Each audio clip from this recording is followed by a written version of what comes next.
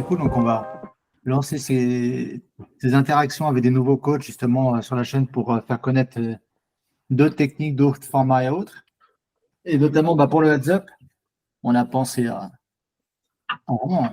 Merci de l'invite. Je vais essayer de répondre au mieux à vos questions. Alors, je ne sais pas si vous avez tous des questions ou pas, n'hésitez pas. Et moi, j'en ai pas mal, donc allez-y. Ah, nice. Si personne commence, moi, je vais y aller. Allez, je t'en prie. Ouais. Tu as des gars en 6 max qui veulent passer en heads-up. Première question assez large. Comment tu leur conseilles d'attaquer le truc? Les ranges, bon, ça c'est facile, mais après les simplifications au niveau des ranges de 3 bêtes, de 4 bêtes, est-ce que tu pars sur du GTO pur? Est-ce que tu simplifies? Et après, tu pars sur en termes de sizing, sur les flops, turn river, est-ce qu'il y a des simplifications aussi à faire intéressantes? Ouais, bonne question. Alors en fait, moi, pour ceux qui ne me connaissent pas, j'ai joué énormément en 6 max, des millions de mains, et après j'ai fait une transition vers le 3 max. J'aimais beaucoup ce format 3 max incognito, et après je suis encore moins de joueurs, je suis passé au heads up.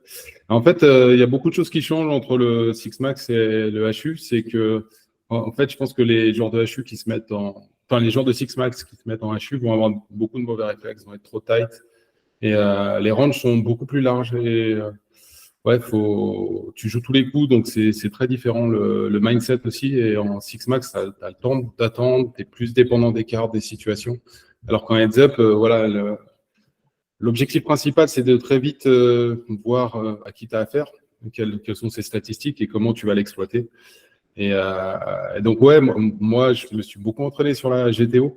Vraiment, les GTO trainers, etc., à fond au début. Et de fil en aiguille, j'ai diminué le pourcentage d'erreurs. Au début, je commençais 60% d'erreurs quand j'ai commencé le HU.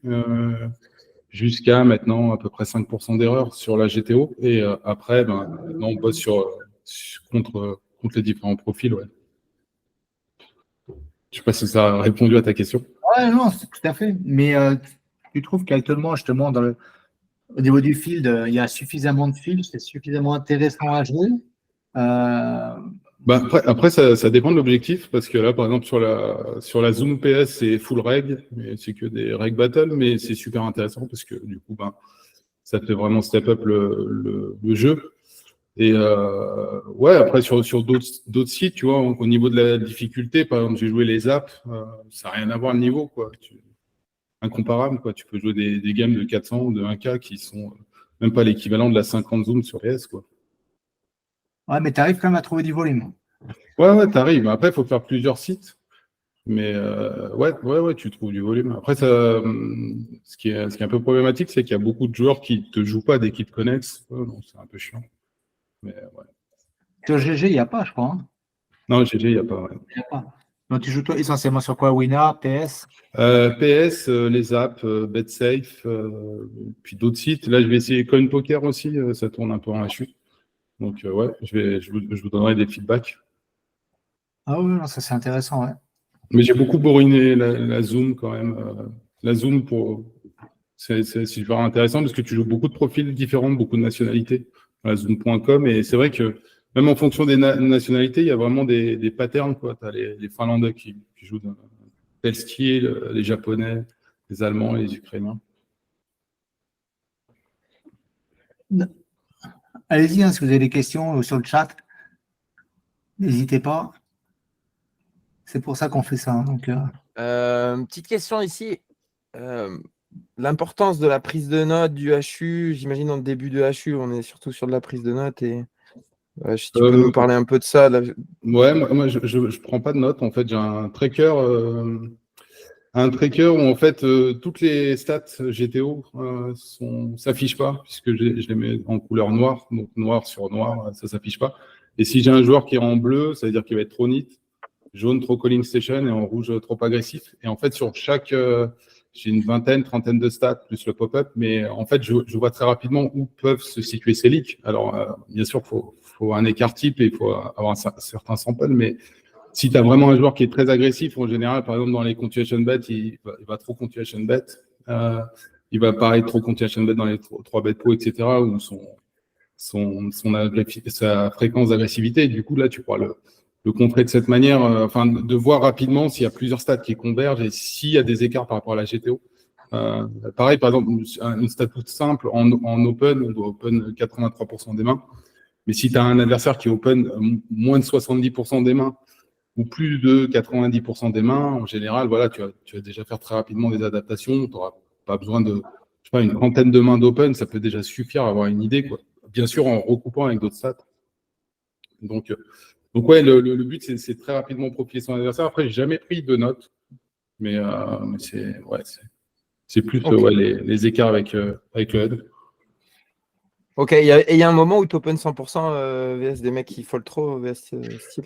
J'avais mis. Enfin, à partir de quel stade, si tu vois à peu près? J'en sais rien, parce que des fois, ça m'arrive. Ouais, c'est une bonne question. J'avais mis justement sur le Discord des changements et à quel point la GTO était sensible. Mais si par exemple, tu as des adversaires qui 3 bêtent vraiment en dessous de la GTO, donc la GTO, c'est 3 bêtes à peu près 25% des mains. Si tu as des joueurs qui 3 bêtent 15% des mains, à ce moment-là, déjà, tu peux vraiment augmenter tes fréquences d'open. Tu peux passer de 83 à 92% d'open. Et si encore il défend moins en call, tu peux même quasiment open presque 100% sur certains profils. Ça peut arriver, hein, des profils très weak, NIT. Et donc, ouais, si déjà, par exemple, un joueur open pas assez, ben déjà, tous les orbites, tu gagnes de l'argent parce que techniquement, il devrait open ses mains. Donc, voilà, ça dépend quelle est la cible. Si tu es un joueur très agressif, tu vas jouer de manière très différente. Si tu es un joueur très GTO, ben, il faudra que tu joues GTO, etc. quoi. J'espère que ça répond à la question. Ok, ouais. Merci. Il y a une question de Lamzor qui dit quels sont les meilleurs horaires pour faire du volume. Toi, je crois que tu joues pas mal la nuit. Hein.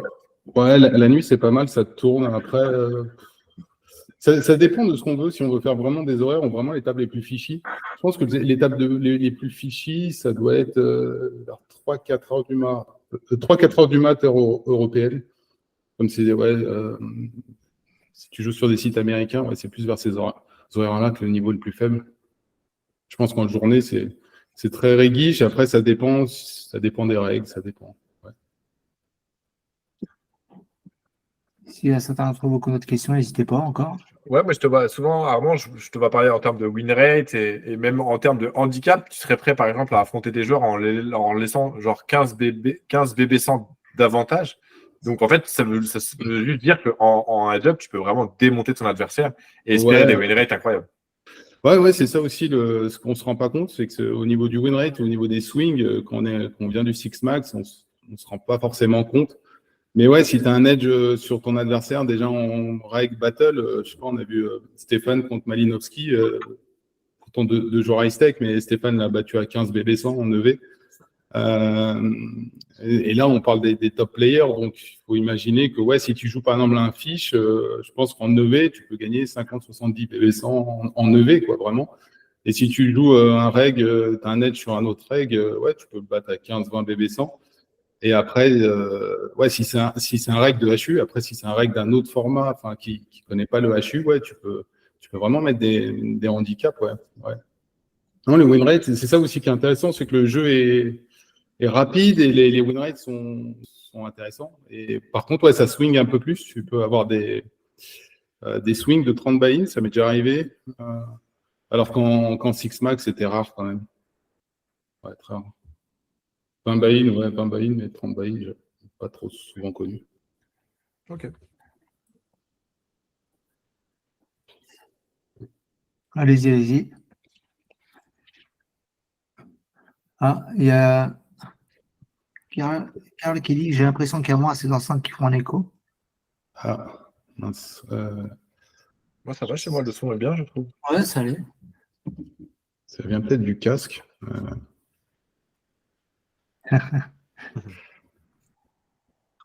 Ouais.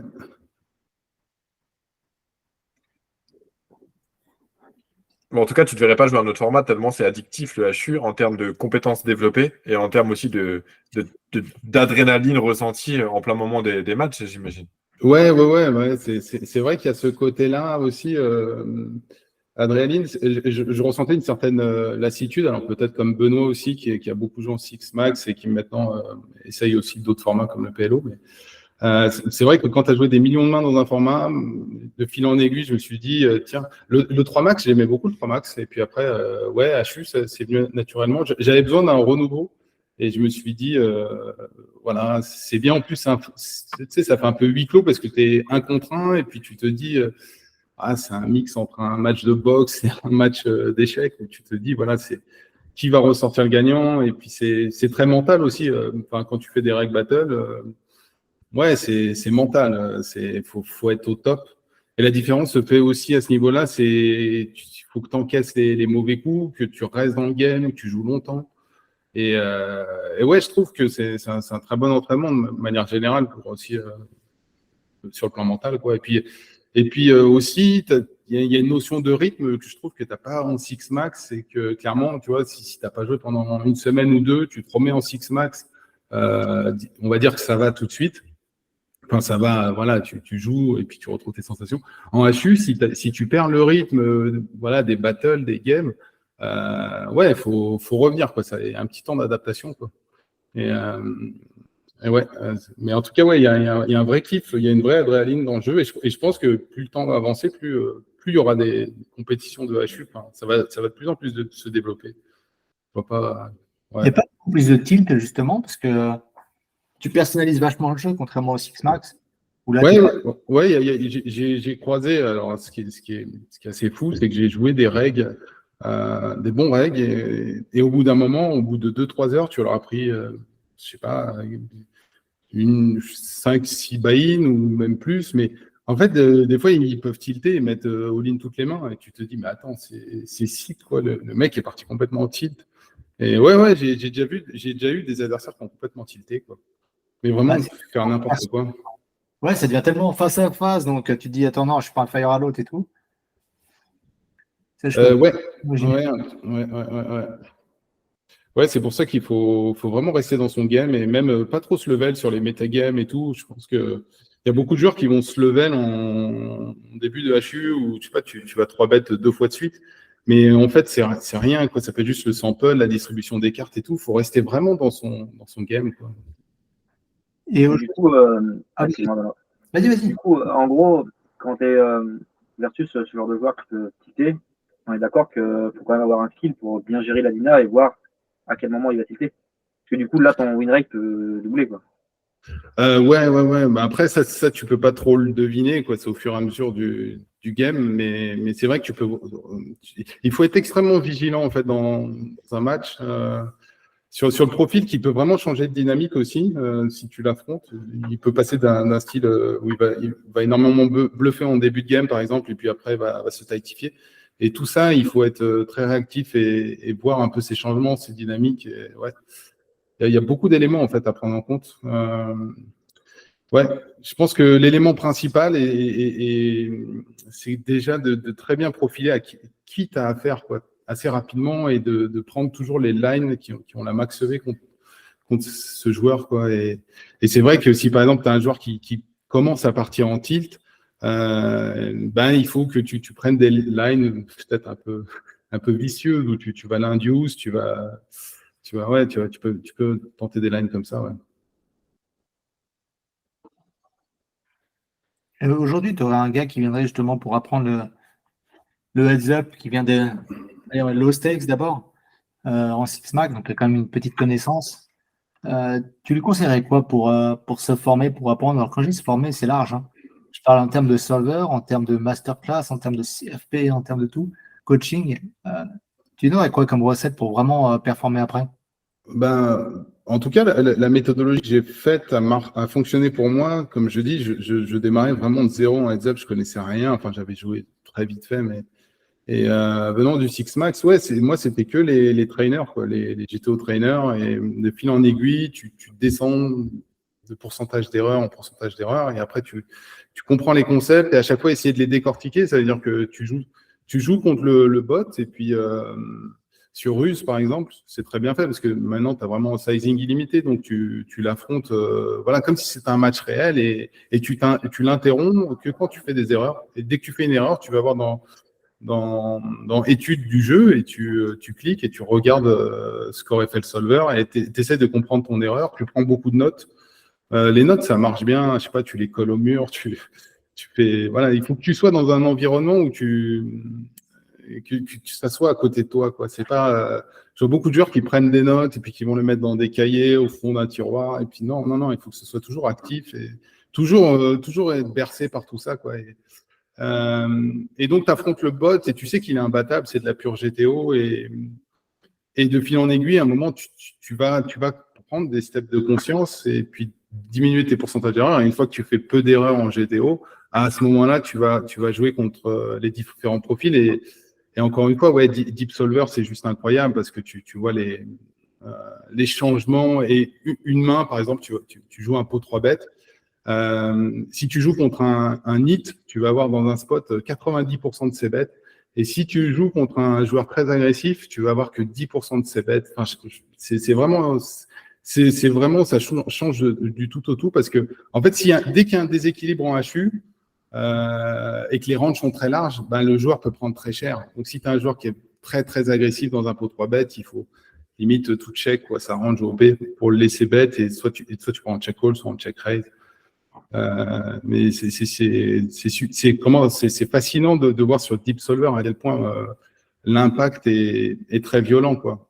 Et avant Deep Solver, je faisais des note locking et tout sur Pio, mais j'avais pas conscience de ce changement aussi radical en fait, et ça prenait beaucoup plus de temps aussi. Mais et c'est pour ça que tout est situationnel, et plus on joue en HU, je pense, à contrario, tu vois, mon expérience en HU me servira en Six Max parce que en fait, l'edge, tu dois, dans chaque spot, vraiment décortiquer à fond des nouvelles lines, des nouveaux sizing, etc., pour essayer d'avoir un edge.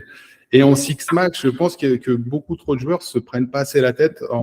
Ils se disent, voilà, ils simplifient le jeu, mais peut-être trop à l'extrême, où du coup, il y a des lines qui seront un peu plus intéressantes, il y a d'autres trucs à tenter, et ils vont se limiter un peu, tu vois.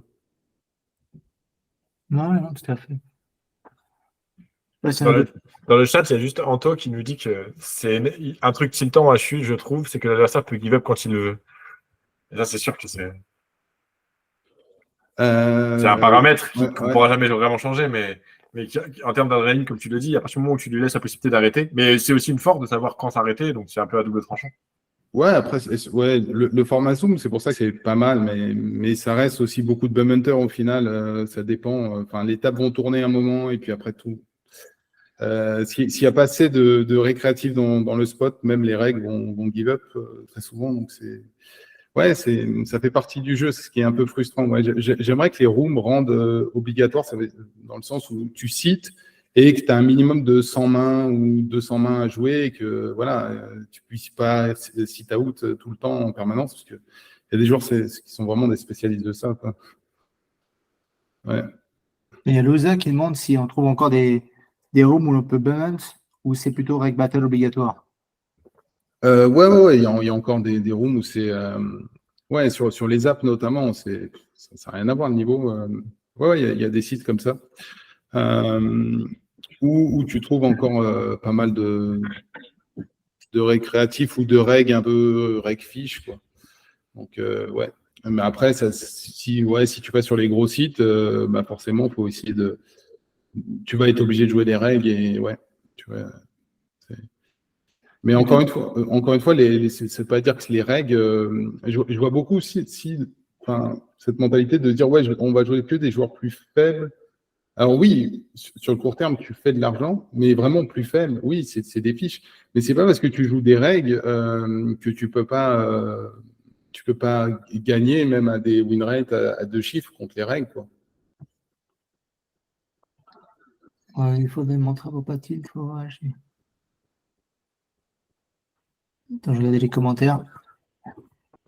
Il faut des mantras pour pas tilt face à hit and runner. Si ça nous impacte, il faut voir le heads up comme une grosse session qui dure une carrière entière, par exemple. Ouais, non, mais c'est clair. Mais les leads que tu vois des Six Max qui viennent en heads up, c'est quoi essentiellement? C'est sur toutes les streets, c'est déjà pré-flop, ils vont pas open assez, ils vont pas 3-bet assez. Post-flop, ils vont être weak sur les 3 barrels. C'est toujours pareil, c'est de l'overfold et de l'underbluff. Ouais. Ouais, c'est. Ouais. Vu que c'est qu'en 6 max, on n'a pas l'habitude du coup de jouer des ranges aussi larges. Comme tu dis que si demain tu rejoues 6 max, en 6 max, on fait des ranges plus taille, du coup tu vas avoir plus facilement décortiquer les ranges. Et au final, même si on joue un BBB, c'est des ranges larges pour nous, tu vois. Mais pour toi, au final, c'est pas si large que ça. Ouais. C'est vrai que les spots, très bonne remarque, c'est vrai que les spots SBBB, par exemple, c'est les spots où les ranges sont les plus larges en HU. Et c'est là où, sur mes analyses, je voyais le plus d'erreurs. C'est vrai que, par exemple, c'est un très bon spot où tu vas avoir la créativité des joueurs. Et en HU, ouais, les meilleurs joueurs sont créatifs. Et c'est vrai qu'en Six Max, tu as tendance à retrouver beaucoup de plays automatiques et pas forcément vraiment prendre le temps de décortiquer l'adversaire, de voir quelle line. Après, là, si je me remettais en Six Max, bah forcément, il faudra un temps d'adaptation parce que j'aurais trop de mauvais réflexes quoi, sur les ranges et tout. Mais ouais, intéressant. Quelqu'un d'autre, non? Ouais, moi je voulais. Je sais pas, qu'est-ce que tu conseillerais bah moi je suis joueur de 6 max, mais du coup de temps en temps je me frotte un peu, mais c'est only fish. Et je sais pas, pour une adaptation, on va dire rapide, quand tu arrives, est-ce que ce serait, je sais pas, 3 bêtes plus. Moi déjà, 3 bêtes les fiches, c'est pas instinctif de 3 bêtes avec une range plus loose quand tu viens du 6 max. Donc c'est quoi? C'est une range mergée plus large, en gros élargir un peu. Et, Ouais. ouais, c'est une question un peu double. C'est aussi pour cette question de capter vite à qui on a affaire, peut-être plus faire des line tests. Est-ce qu'il y aurait des line tests à conseiller, j'en sais rien moi, faire des 3 barrels, catcher beaucoup plus au début pour capter qui on a en face rapidement. Voilà. Ouais, C'est un peu. Ouais, après, c'est plus dans le HUD que tu verras les stats. Et en gros, enfin, ouais, l'avantage de mon HUD, par exemple, c'est que je vois direct si le joueur il se rapproche de la GTO, comme je dis. Et si je vois qu'il y a déjà plein de stats, de plein de couleurs, potentiellement, voilà, ça peut être un récréatif, surtout si je vois pas mal de couleurs en jaune. Et ouais, déjà, des trucs basiques, mais si tu as un joueur qui va t'open que du 3x ou du 4x, en général, ça va être un récréatif. Les règles vont pas utiliser ces sizing d'open. Parce que si tu open 3x, tu réduis ta range d'open et du coup, il y a une fréquence, enfin, une part de la range que tu dois fold, et ce qui est un peu con, quoi. Du coup, c'est EV-. Et donc, ouais, si tu vois ça, après, si tu vois aussi sur les fréquences. Après, excuse-moi, je te coupe, c'est pas la question de savoir différencier le règle d'un fiche, c'est plutôt que le fiche, le type de fiche, pour s'adapter le plus rapidement possible. Ouais, donc, ouais, tu as des fiches qui vont être passifs. Le problème, c'est que tu as des sous-catégories dans les fiches. Tu as des fiches qui vont être passifs, tu as des fiches qui vont être agressifs, tu as des fiches qui vont se commit sur les spots sans s'en rendre compte. Tu vois, quel est l'écart par rapport quel est l'écart par rapport à la GTO et comment tu peux en profiter? En fait, je vois plus le jeu comme ça. Et en fait, c'est pas vraiment. Je vais pas catégoriser le fiche. Je vais dire, tiens, ce joueur va trop call. Donc, si tu as un joueur qui va trop call, par exemple, tu mets 3 barrels et il va trop call. Et là, par exemple, justement, avec le travail sur Deep Solver, tu te rends compte que des top pairs, même mal kickés, je sais pas, sur Dame XXX, tu as Dame 2. Et ben, si tu joues un récréatif, tu peux lui prendre 3 barrels avec des overbet turns. Et c'est des lines, par exemple, qu'en Six Max, on ne retrouve pas. Déjà parce qu'on n'a pas Dame 2 dans nos ranges. Mais tu vois, ce concept-là, c'est oui, si tu vois des showdowns et tu vois sa range de call, ça en dit long sur son. Enfin, si tu vois, par exemple, il te call une 3e ou 4e paire sur un 3 barrel, tu te dis, bon, bah, potentiellement, il peut faire ça, donc je vais m'ajuster. Et après, tu vas value à partir des 2e, des top pairs mal cliqués, etc. Quoi. Je ne sais pas si ça répond à ta question. Ouais, ok. Ma question n'était pas très claire. Mais ouais, tu vas pas en début de game bluff catch plus pour pouvoir capter le mec. Non, ouais, non, je demandais. ouais, non, je pense que le début de game, j'essaie de rester très GTO. Et après, c'est, voilà, en fonction de ce que je vois, je vais faire je vais faire les ajustements. Pareil, par exemple, tu vas avoir dans les fiches agressives, tu vas avoir des fiches qui vont s'ébet 100%. Et ben eux, ben voilà, tu vas adapter ta stratégie, tu vas beaucoup plus check raise, float, etc. Et c'est vraiment la stat, comment tu vas l'exploiter. Et forcément, si tu as plein de stats qui vont dans un sens, ben, tu vas dire, ouais, c'est un récréatif de cette sorte. Mais ouais, beaucoup de sous-catégories. C'est pour ça que j'invite toujours à ne pas faire de raccourcis aussi en disant, ouais, c'est un fiche, mais de dire, ouais, c'est un fiche, ok, c'est un récréatif, mais rajouter d'autres éléments parce qu'il call trop, parce qu'il fold trop, parce qu'il 3 bêtes pas assez, parce que tu peux même avoir des fiches NIT, hein, en fait. Tu peux avoir des fiches qui vont 3 bêtes 4% du temps, mais pour moi, c'est un fiche parce que ces fréquences sont pas bonnes, quoi. Je vois plus le fiche comme un joueur où ses fréquences sont pas bonnes, quoi. Ok. Tu joues quelle limite? Je joue 100-200 sur la Zoom PS principalement, mais je vais essayer de jouer plus cher. Et j'ai joué jusqu'à la 2K sur les apps. Ça tourne jusqu'à combien du coup en jeu? Sur la Zoom PS, il y a de la 10K, mais elle tourne pas vraiment. Ou sinon, tu affrontes Linus Love. La 500, en fait, jusqu'à la 200, ça tourne, mais pas tout le temps. Déjà, c'est très frustrant. Le trafic est vraiment en baisse quoi, sur PS. Et la 500, elle tourne pas tout le temps non plus. Donc voilà, et la 500 est très réguiche. Donc c'est pas forcément aussi les meilleurs games parce que tu vas avoir des joueurs qui jouent beaucoup plus cher aussi, qui vont s'échauffer dans ses limites. Ouais, tu peux trouver des top players, quoi, des boutons cliqueurs et tout en Zoom 500. Donc ouais, c'est pas forcément là où les games sont les plus intéressantes, on va dire. Par contre, ouais, je sais pas, sur d'autres sites, là, j'ai joué BetSafe, la 400 de BetSafe et tout. Ouais, c'est déjà pas le même niveau, quoi. Et sur les apps, je sais pas, tu peux jouer je sais pas, vraiment, j'ai joué des mecs en 400 plus 1K sur des apps et le niveau, c'était même pas la NL50, quoi.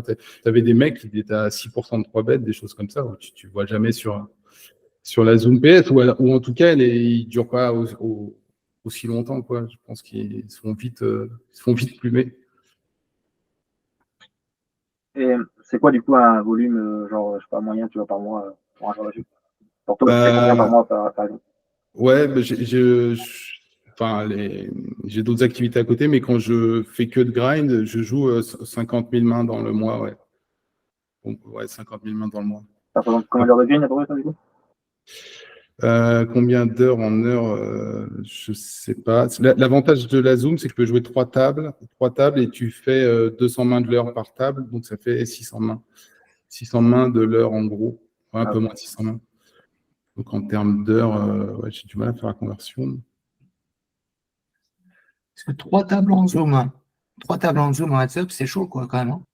Ouais, ça va, c'est une question d'habitude, mais ouais, 4 tables, là, ça va. J'ai déjà fait des sessions à 4 tables, voire plus, mais ça devient. Si tu as moins le temps de profiler parfaitement les adversaires. Mais si tu es en mode automatique, ce que je ne conseille pas, oui, tu peux monter 4 tables plus, mais ouais, forcément, le win rate sera moins bon quand même. Après, en 6 max, j'étais un gros multitableur, quoi. Tout début, ouais, sur PS, avant que ce soit le point .com. Avant qu'il y ait eu avant que ce soit la séparation du marché avec le point .fr, je jouais 24 tables sur PS en 6 max. Et après, ouais, sur Wina, j'étais sur du 12-13 tables aussi. Mais les tables étaient beaucoup plus rapides. Ouais, j'ai toujours été un gros multitableur, donc il faut pas forcément. Enfin, si on essaie de faire la conversion, je pense que 2 tables c'est bien. 3 tables de Zoom, ça devient quand même speed. Et après, si on joue sur d'autres sites, on peut jouer plus de tables parce que c'est moins le format Zoom, donc en général, on a plus de time bank, tout ça, quoi. Il y a quelqu'un qui demande combien de buy-in pour être confort en jouant que des fiches. Ah, si tu joues que des fiches, je pense 30 buy-in, c'est bien. Il faut faire avec des simulateurs de variance. Mais là, encore une fois, c'est intéressant, tu vois, les simulateurs de variance, parce que tu as un standard de déviation en HU qui est plus élevé qu'en 6 max. Je ne sais plus les chiffres, mais je crois que c'est 120, 120 BB, le standard de déviation. Et en fait, ce que j'avais fait le calcul, c'est que si tu es un joueur gagnant de seulement 3 BB 100 sur tes games, tu peux, je crois que c'est une fois sur 100, même à 3 BB 100 sur 1 million de mains, tu peux être down, quoi. Enfin, c'est sick. Mais si tu runs vraiment, vraiment très, très bad, tu peux être down sur 1 million de mains, même à 3 BB 100. À partir de 4 BB 100, ça n'arrive pas. Mais, donc, il faut des simulateurs de variance. Si vraiment tu as vraiment des fiches très agressifs, ton standard de déviation va s'élever, mais je pense 20-30 buy-in, c'est largement suffisant parce que comme si tu as un win rate au moins de 40-50 BB 100, t'es large, quoi. T'es large. Il faut vraiment que tu runs bad, quoi. Top. Il y avait une question aussi intéressante juste au-dessus de Senku qui demande les qualités indéniables à avoir pour le HU par rapport au 6 Max, parce que j'imagine quelqu'un qui est bosseur, ça va être compliqué pour lui de jouer en HU tellement il faut de la clairvoyance et de la rapidité d'exécution, contrairement au 6 Max.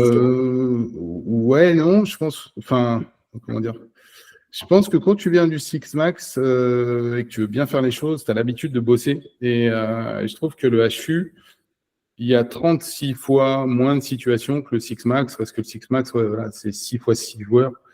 Donc, ça te fait 36 possibilités. Alors qu'en HU, c'est un contre 1. Donc, tu as juste à apprendre les single high spots, les pot 3 bêtes, les pot 4 bêtes, et puis ça s'arrête là. Alors que en 6 Max, tu as l'interaction de tous les joueurs contre tous les joueurs, tu as les multi-way. Enfin, c'est beaucoup plus complexe. Donc, je pense qu'en 6 Max, il faut être très structuré et avoir un jeu solide. Et ouais, c'est comme ça que tu vas faire ton win rate. Et encore une fois, mais en fait, en HU, toutes ces qualités-là doivent être exacerbées, mais dans moins de spots. Donc, il y a quelque part où c'est plus simple et il y a quelque part où c'est différent, puisqu'il faut vraiment apporter beaucoup plus de détails, quoi. Donc, voilà, des lignes de plus en plus perfectionnées, des trucs que tu n'as pas besoin de chercher autant de complexité en 6 Max. En 6 Max, en fait, si tu es bon dans toutes les positions et que tu n'as pas trop de leaks, tu bats les games, quoi, on va dire. Alors qu'en HU, c'est plus compliqué que ça. C'est vraiment trouver sur quel spot, donc quelles vont être les erreurs potentielles de tes adversaires, quoi. Avec l'aspect mental que tu as abordé, où au final, c'est beaucoup plus exigeant de tenir la longueur. Ouais, l'aspect mental, la fatigue aussi, ça joue. Je pense par exemple, si tu es, ce qui m'est déjà arrivé, hein, si tu es bien, je sais pas, par exemple, tu n'es pas bien en 6 Max, tu fais des erreurs, mais tes erreurs vont pas te coûter aussi cher qu'en HU parce que déjà, tu joues une main, tu vas jouer 30% de tes mains, on va dire, mais en HU, tu joues 100% de tes mains. Donc, c'est pas le même VPIP, et du coup, les erreurs vont être beaucoup plus violentes. Et si tu tiltes, comme je disais, où tu n'es pas dedans, il m'est déjà arrivé des jours où tu n'es pas dedans et tu fais une erreur, 2 erreurs, et puis tu sais que tu as fait une erreur, tu le sais, mais en fait, tu as déjà cliqué, c'est trop tard, et tu te fais défoncer, et c'est compliqué de vraiment, vraiment faire abstraction de tout et d'être dans sa bulle et tout. C'est beaucoup plus compliqué. Je pense qu'en 6 Max, il y a moins ce côté tilt, il y a moins cette côté ça joue un peu moins sur les nerfs. Alors tu peux run bad, hein, c'est horrible, mais en HU, tu peux te prendre un setup, 2 setups, 3 setups, 3 mains d'affilée contre un fiche, et si tu craques, là tu peux t'enfoncer. Alors que si tu as un top player sur l'aspect mental, tu peux rester justement et te focus sur ton jeu et pas te level et dégager encore, revenir dans la partie, quoi. Top. Mais l'aspect mental et l'aspect aussi être bien, quoi. Enfin, vraiment, c'est physiquement, mentalement, tu peux pas avoir de pensée parasite, quoi. Enfin, tu dois être focus à 100% sur le jeu. Et je pense vraiment, c'est ça aussi qui fait la différence entre les top players et les autres. J'ai déjà dit dans mes streams, mais je sais pas, quand tu vois un joueur comme Linus Love, c'est un mec qui toutes ses mains, en fait, tu as l'impression que c'est une machine, quoi. Il y a pas Enfin, il n'y a pas d'erreur dans le sens où il va reproduire son A-game tout le temps. Il y a pas, c'est rare les fois où tu vas dire, bah, tiens, là, c'est OK, c'est une line un peu border, etc. Non, là, c'est ça qui fait la différence, c'est ce côté, tu vois, parce que tout le monde peut jouer son A-game de manière épisodique, mais jouer tout le temps, genre 100% de tes sessions, ou je sais pas, 99% de tes sessions tout le temps A-game, c'est là aussi où je pense que ça fait la vraie diff au poker de manière générale et peut-être encore plus en HU. Après, je pense que ces joueurs-là, c'est des joueurs, c'est pas, genre Linus, c'est combien de temps qu'ils jouent, là peut-être 15 ans, je sais pas, tu vois. Donc, c'est des joueurs aussi, ils ont beaucoup d'expérience, tu vois. Par rapport à un mec qui vient depuis 2-3 ans, il est beaucoup plus enclin à passer d'un game à sa game, tu vois. Ouais, ça joue. C'est une bonne remarque. À contrario, je connais des joueurs qui sont dans le game depuis longtemps et qui ont une certaine usure aussi du jeu, où ils se disent, ouais, ça fait longtemps que je fais ça et que... Ouais, je pense qu'il faut la passion et ouais, je pense que les meilleurs joueurs sont quand même les plus passionnés. Enfin, si on veut élargir le sujet aussi, je pense que ça fait la diff. Ouais, tu vois les top joueurs, ils sont tout le temps là, quoi, tout le temps là, tout le temps. Donc ouais. Mais ouais, il faut se connaître. Je pense qu'il faut se connaître aussi quand tu joues en HU. Il faut savoir quand t'es pas bien. Il faut savoir se fixer des stop-loss. Peut-être que voilà, si tu perds 10 buy-in, ça va t'affecter. Et à ce moment-là, prendre une pause. Et voilà, il y a, à contrario, il y a des joueurs qui ça n'affecte pas. Mais faut essayer de rester neutre, quoi. Ni avoir l'aversion au risque, ni être pro-risque, quoi. Faut vraiment essayer de rester neutre. Et c'est aussi hyper dur, quoi. Et du coup, comme tu dis, des limites 100-200, qu'est-ce que tu penses du niveau, c'est genre, enfin, tu prends sur la FR, 100-200, bah, le niveau est nul, tu vois. Mais en HU, comment le niveau est, tu vois? Ouais, moi je joue que .com, donc j'ai pas vraiment de comparatif avec le .fr. J'ai vu, en fait, j'ai vu des games par contre, voilà, j'ai des joueurs qui m'ont partagé des vidéos de leur game, etc. Pour faire des reviews. Et je trouve que le niveau .fr est incomparable avec le .com. Je pense que .com, alors évidemment il y a des exceptions. Je pense que si tu vois les grosses limites, il y a des top joueurs. Mais je sais pas, tu compares la 200 zoom du .com où c'est full reg avec aussi des règles qui, je sais pas, qui ont le même drapeau, je sais pas s'ils bossent en cartel ou autre, et tu regardes sur le .fr, j'ai vu des games tourner où c'est pas du tout la même chose, même sur des parties sur de la 1K et tout. Ouais, en tout cas, les profils de fiches, c'est pas du tout la même fréquence. Tu vas pas les retrouver longtemps. Ou alors, c'est aussi le format zoom, c'est-à-dire que si un fiche, pardon, ça soit en zoom, je sais pas, il va sur la 200 ou la 500 zoom de PS en 5 minutes, il lui reste plus rien, quoi. Il est broyé, alors que, ouais, je sais pas. Je parlais plus du niveau des règles en termes généraux. Comment le niveau est en 100-200, tu vois, en HU? Comment tu trouves le niveau? Le niveau est très solide, c'est-à-dire que les joueurs sont solides, ils vont pas faire d'erreurs basiques en fait. De manière générale, tu vas voir, je sais pas, c'est vraiment des battles de règles et après c'est ce règle-là à tel leak et comment aller le chercher. Est-ce qu'il va pas fold de trop sur le troisième barrel? Est-ce que dans les pots 3 bêtes, il va pas trop c bet? Quelle line je peux l'exploiter? C'est vraiment un travail minutieux, mais clairement en fait, pour le win rate, je conseillerais pas du tout de jouer ps.com. Encore une fois, si tu compares à d'autres sites, ça n'a rien à voir. Mais pour le challenge, je trouve que c'est bien de battle les meilleurs, quoi. Enfin, c'est beaucoup plus, je sais pas, c'est un kiff. Hein. Ouais. Et donc, à l'inverse, le .fr, il peut être un peu plus souple. Je pense que, ouais, clairement, s'il y a un joueur mais j'avais déjà fait la réflexion en Six Max avec un ami à moi qui joue la 500 zoom, d'ailleurs qui tourne beaucoup, enfin qui tourne quasiment plus là sur PS.com. Et je lui disais, mais en fait, si tu allais sur les .fr, tu multiplierais ton win rate, je pense, au minimum par 2. C'est-à-dire que si tu fais du 4 BB100 sur la 500 zoom, sur le .fr, tu fais au moins du 8 BB100, je pense. C'est pas les mêmes fields. Je pense que les joueurs que tu affrontes, ils bossent beaucoup plus le jeu, quoi. Ok. Il y a Karl qui demande si tu n'as pas peur du RTA à tes limites. C'est une bonne question. Il s'en fout, il n'est pas, les RTA, rarement.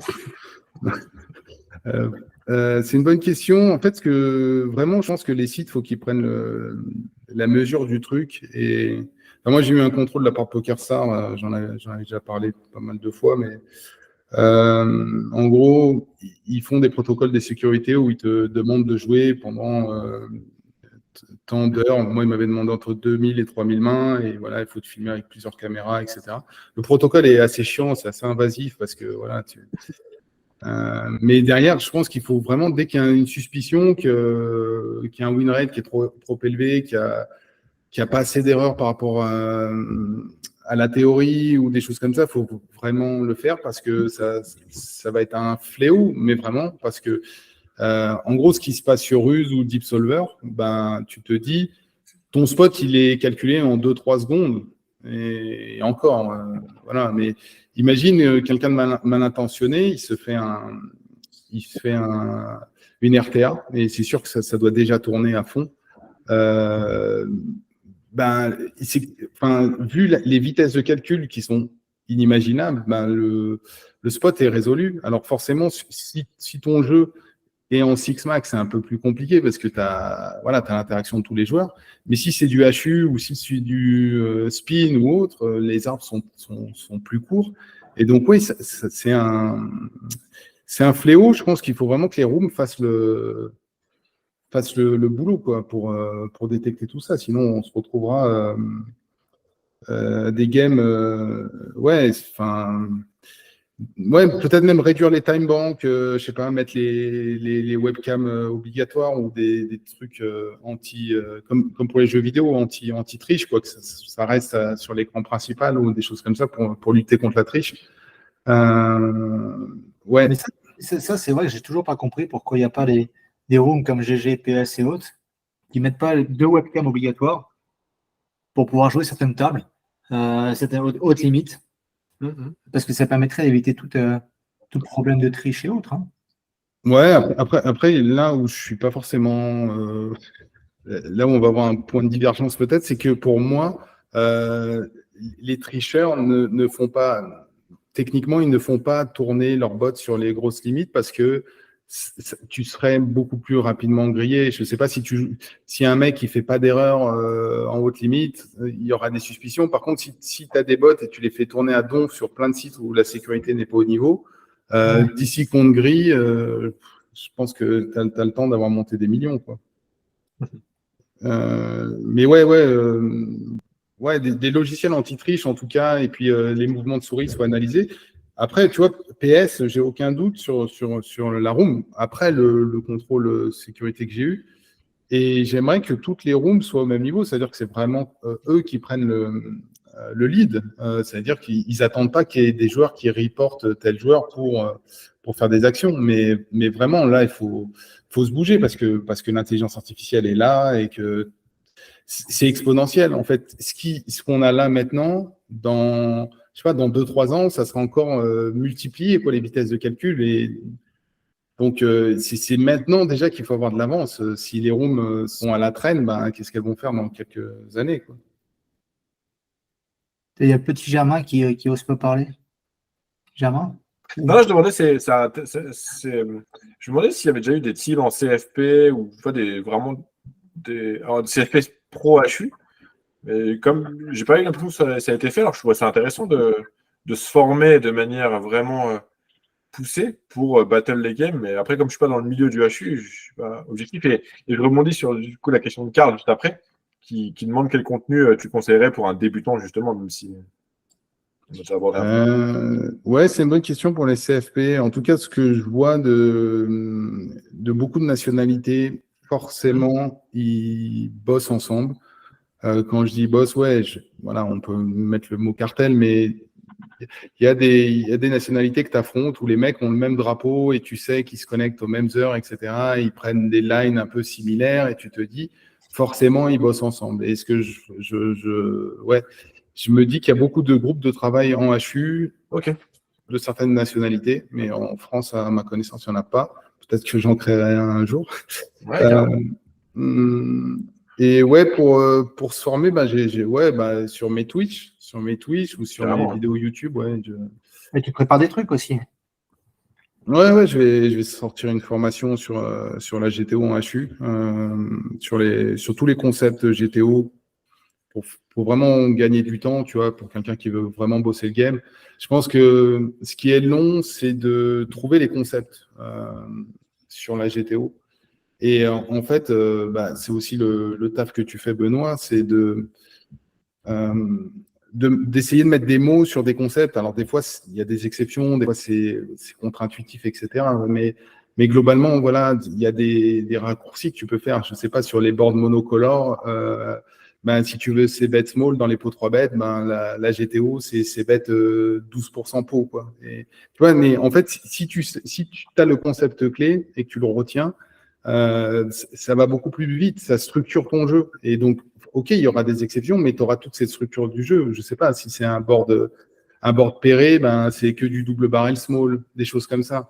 Et en fait, une fois que tu as toutes ces clés, tous ces codes, après, derrière, tu peux t'en éloigner. Mais si tu les as pas, pour les trouver, c'est ce qu'il y a de plus long, quoi.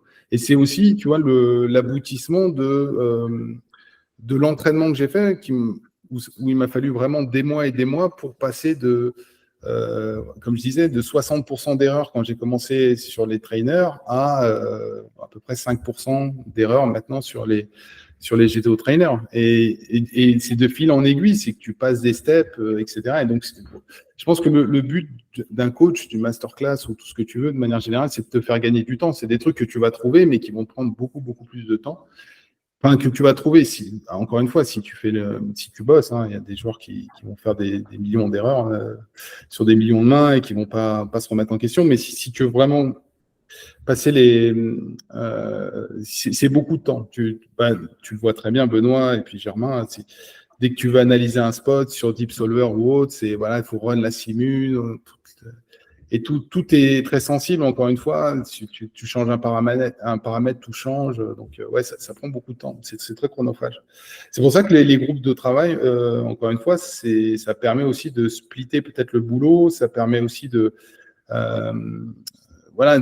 gagner du temps, quoi. Je pense que maintenant, le poker, on arrive, tu vois, avec les solvers, on n'ira pas beaucoup plus loin parce que quand tu prends Rus, Deep Solver, Monker Solver pour préflop et Pio Solver peut-être pour les reports et le node locking encore sur certains trucs. Ruse, tu peux le jouer en sizing illimité et Deep Solver, tu peux vraiment faire contre les profils que tu affrontes. D'avoir une GTO contre tous les profils, NIT, Agro, Calling Station. On n'ira pas beaucoup plus loin. Alors peut-être que bientôt il y aura des logiciels qui feront 4 en 1, c'est-à-dire que tu auras le pré-flop et le flop turn river en même temps, et les puissances de calcul vont faire que ça sera encore plus rapide, ce qui est déjà très, très impressionnant à l'heure actuelle.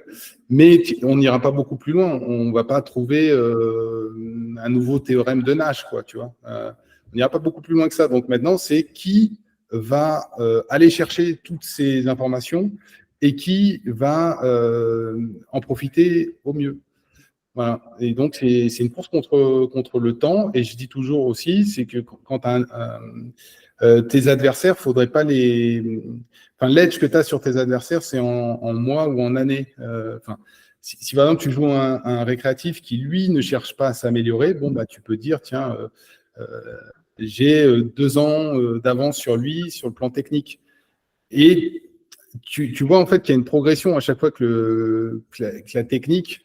Tu regardes par exemple DeepStack à l'époque qui avait affronté les meilleurs joueurs de HU, avait gagné 58 BB100 contre ces joueurs de HU, je crois, sur 50 000 mains, un truc comme ça, en 2017. Et maintenant, contre les top mondiaux, il ne gagnerait pas autant. Et Ruse a mis 19 BB100 à DeepStack récemment. Donc c'est pour dire. Le niveau a augmenté de manière vertigineuse, on ne s'en rend pas compte. Par contre, ça n'a plus rien à voir maintenant. La difficulté est bien plus grande et maintenant, ça va être qui va bosser plus. Il y aura vraiment une prime aux bosseurs, je pense, au poker, plus qu'au talent. Le talent, c'était avant les solvers, avant l'IA, avant tout ça, quoi. C'est juste pour répondre à Karl par rapport aux formations qui existaient jusqu'à présent. Moi, j'ai eu la masterclass Run It Once. C'est des coachs, je te l'avais passé, je crois, justement avant. qui est franchement, par rapport au prix, c'est du foutage de gueule. Et l'autre, c'était celle de Polk, qui est pour moi qui est old school. Donc c'est pour ça qu'il y a vraiment de la place pour des formations là-dessus. Ouais. Parce qu'il Ouais, vas-y. il y a plus de formations intéressantes sur le heads-up PLO que sur le heads-up Six Max. Six Max, que je suis. Ouais, Bah, le mec se mélange complètement. le truc, c'est que si les formations datent un peu, déjà, tu te rends compte que rien que les ranges pré-flop sur le site de Doug Paul, j'avais vu des ranges pré-flop, mais c'était drôle parce que c'était pas. Il te conseillait de 3 bêtes, je sais plus, 15% ou 17% de tes combos, alors que maintenant, tu le vois en 2-2 sur Ruse ou mon cœur solver, la GTO, c'est 25% de 3 bêtes. Donc déjà, à partir de là, si les ranges sont pas parfaites pré-flop, les erreurs post-flop vont être exponentielles. Donc oui, je pense que tu as les formations qui vont sortir avec les derniers outils et qui vont être à la pointe de la technologie. Et tout ce qui est, par contre, si ta formation, elle date un peu, forcément, tu n'as pas connaissance de tout ça et forcément, il peut potentiellement y avoir des erreurs. Ouais, c'est une bonne question. C'est une bonne question. Je les ai pas regardés, donc je peux pas te donner mon point de vue, mais ouais. En fait, là, dans la formation que je vais sortir, ça va être vraiment point par point, spot par spot, et je trouve que le fait d'avancer vraiment pas à pas, de se dire tiens, on va regarder avec quoi check raise les flops, quel sizing, quelles sont quelle est l'utilisation des différents sizing en fonction des textures, etc. Mais vraiment pas à pas, et pas en mode comment dire, je sais le truc. Non, on avance pas à pas, c'est vraiment on sait au flop ce qu'il faut faire, à la turn ce qu'il faut faire, et à chaque fois sur street par street, en prenant en compte, voilà, si on se fait raise, turn, qu'est-ce qu'on fait à chaque fois. Et je pense que le problème aussi, et ça peut venir des clients potentiels des masterclass, c'est qu'ils veulent aller trop vite, dans le sens où ils veulent une méthode miracle qui, en 3 jours, les ferait jouer comme Linus Love. Non, ça prend beaucoup de temps, et je pense que vraiment aller étape par étape sans brûler les étapes, quoi. Vraiment décortiquer à fond, et quand on maîtrise le concept, passer au suivant. Et c'est vraiment petit à petit. Et une fois que tu as cette démarche petit à petit, le jeu est très différent. C'est tu rajoutes des pièces à ton puzzle, et au final, c'est celui qui a le plus de pièces dans son puzzle qui est le meilleur joueur de poker. Et par contre, il faut que ces pièces soient parfaites. C'est pas il n'y a pas d'approximation. Par contre, c'est un truc qui me tilte dans les masterclass ou autres que j'ai pu voir, c'est dès qu'il y a des approximations. Non, les réponses, je pense, même en coaching, tu vois, j'ai des joueurs qui me demandent des spots, et en fait, je vais les décortiquer avec énormément de possibilités à chaque fois pour qu'il ait sa réponse, et une réponse qui lui convienne, en lui donnant les éléments qui lui conviennent. Et en fait, je pense, quand tu bosses un format de jeu, il faut être hyper curieux. C'est tu changes les run-out, tu changes les turns, tu changes les rivers, tu changes l'agressivité de ton adversaire, etc. Et tu vois comment ça réagit. Mais si tu t'arrêtes, tu prends ton spot et tu dis ouais, je pense que c'est OK, on passe au spot suivant. Non, c'est pas possible. Il faut que tu aies des réponses hyper précises, quitte à que tu sais que tu vas pas solver tout le poker, mais que les spots que tu as en question sont hyper précis et tu as des réponses qui sont 100% justes. Le pré-flop, voilà, avec les solvers, c'est 100% juste. Après, le flop, les continuation bets, il faut que ce soit 100% juste, maîtrisé. Voilà comment je pense le truc. Et plus tu avances, plus tu rajoutes de la complexité. Et de fil en aiguille, tu pousses de plus en plus dans le détail. Et voilà, mais toujours partir des plus grosses erreurs en premier et avoir des certitudes sur le jeu. Même si ça prend beaucoup de temps, les certitudes, après, elles seront indéboulonnables. Par contre, si tu pars sur des conneries, tu perds du temps, quoi. Je sais pas si quelqu'un d'autre a d'autres questions.